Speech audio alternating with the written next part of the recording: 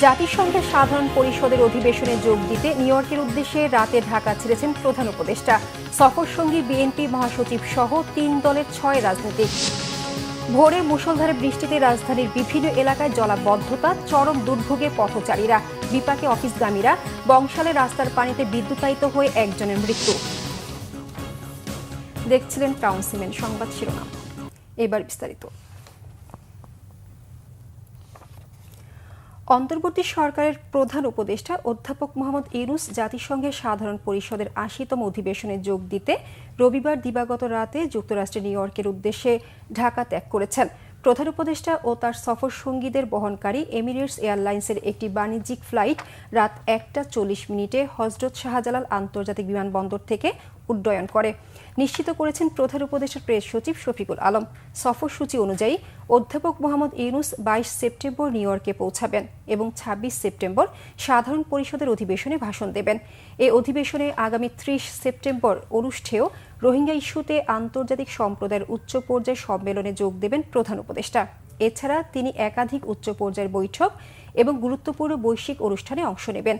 ভাষণে গেল এক বছরে অন্তর্বর্তী সরকারের সংস্কারমূলক উদ্যোগ, ২০২৪ সালের জুলাই গণঅভ্যুত্থানের প্রত্যাশা এবং ২০২৬ সালের ফেব্রুয়ারিতে অবাধ, সুষ্ঠু ও অংশগ্রহণমূলক নির্বাচন আয়োজনের অঙ্গীকার তুলে ধরবেন।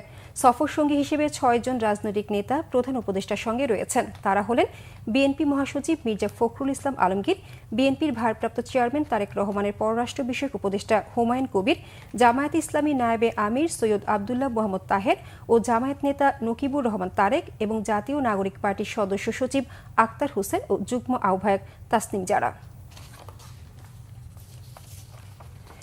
মধ্যরাতের পর আর ভোরে মুষলধারে বৃষ্টির ফলে রাজধানীর বিভিন্ন এলাকায় দেখা দিয়েছে জলাবদ্ধতা। এতে চরম দুর্ভোগে পড়েন পথচারীরা, বিপাকে পড়েন অফিসগামীরাও। স্কুল শিক্ষার্থীদের ভিজে ভিজে স্কুলে যেতে দেখা গেছে। সকালে রাজধানীর Dhanmondi, Mohammadpur, Kalabagan, Karwan Bazar, Green Road, Manipuripara, New Market, Asad Gate ও জিগাতলা সহ বিভিন্ন সড়কে পানি জমে যায়। বিশেষ করে মিরপুর এলাকার কাজীপাড়া, শেওড়াপাড়া, মিরপুর ১০, ১৩, ১৪ ও কালশী সড়কে পানিবন্দী হয়ে দুর্ভোগে পড়েছে মানুষ। পানিতে ডুবে অনেক গাড়িও বিকল হতে দেখা গেছে। এর আগে রবিবার সন্ধ্যা ৬টা থেকে ১২০ ঘন্টার আবহাওয়ার পূর্বাভাসে বলা হয়েছিল, সোমবার খুলনা, বরিশাল ও চট্টগ্রাম বিভাগের অনেক জায়গায় এবং রাজশাহী, রংপুর, ময়মনসিংহ, ঢাকা ও সিলেট বিভাগের ২-১ জায়গায় অস্থায়ীভাবে দমকা হাওয়া সহ হালকা থেকে মাঝারি ধরনের বৃষ্টি, বজ্রসহ হতে পারে। সেই সঙ্গে সারা দেশের কোথাও কোথাও ভারী বর্ষণ হতে পারে বলে পূর্বাভাসে উল্লেখ করা হয়। চট্টগ্রাম বিশ্ববিদ্যালয় হল সংসদ নির্বাচনে বিনা প্রতিদ্বন্দ্বিতায় বিজয়ী হচ্ছেন ২২ শিক্ষার্থী। এদিকে যাচাই বাছাইয়ে প্রার্থিতা বাতিল হয়েছে ১৯ জনের। স্বাক্ষরে ভুল ও প্রয়োজনীয় কাগজপত্রের ঘাটতি সহ নানা কারণে তাদের প্রার্থিতা বাতিল করা হয়েছে। চাকসু নির্বাচন কমিশনের প্রকাশিত প্রাথমিক তালিকা অনুযায়ী এর মধ্যে রয়েছেন ১ জন পুরুষ শিক্ষার্থী ও ২১ জন নারী শিক্ষার্থী। চাকসু নির্বাচন কমিশনের সদস্য সচিব অধ্যাপক ডক্টর এ.কে.এম. আরিফুল হক সিদ্দিকী এ তথ্য নিশ্চিত করেছেন। প্রকাশিত তালিকা অনুযায়ী ছেলেদের একমাত্র হযরত শাহজালাল হলে রিডিং রুম, ডাইনিং ও হল লাইব্রেরি সম্পাদক পদে মোহাম্মদ তানভীর হাসান প্রান্ত বিনা প্রতিদ্বন্দ্বিতায় নির্বাচিত হচ্ছেন। চাকসু নির্বাচন কমিশনের সদস্য সচিব অধ্যাপক ডক্টর এ.কে.এম. আরিফুল হক সিদ্দিকী জানান, চাইলে প্রার্থীরা এখনও মনোনয়নপত্র প্রত্যাহার করতে পারবেন।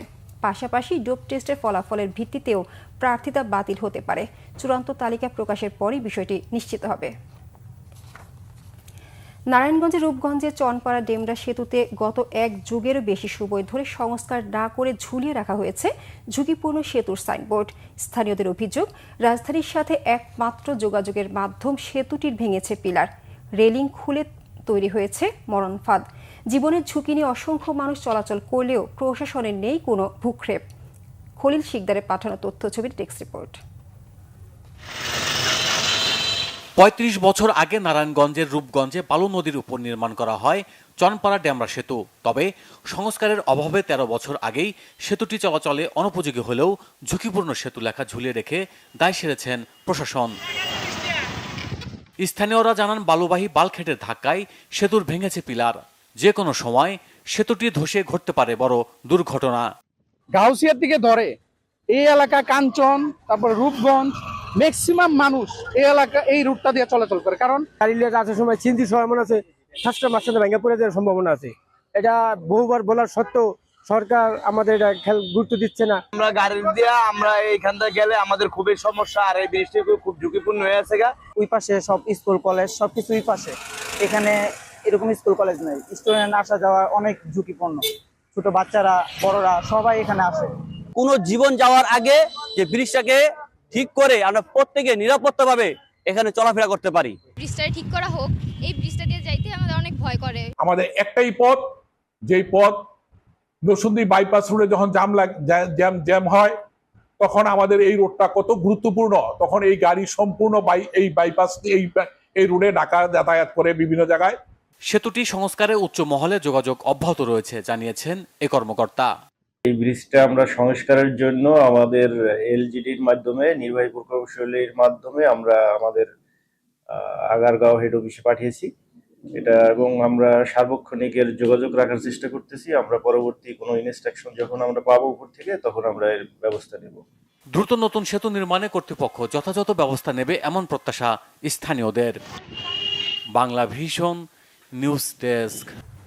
এই ছিল এখনকার মতো, পরের সংবাদ 2টায়। এর আগে একটা রয়েছে নিউজ টপ 10 দেখার আমন্ত্রণ রইল।